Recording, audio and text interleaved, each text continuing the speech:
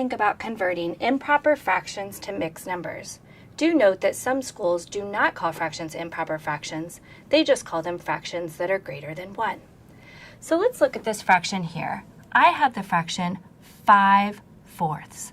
I have 5 1/4 pieces. Now this is an improper fraction. It is a fraction that is greater than 1.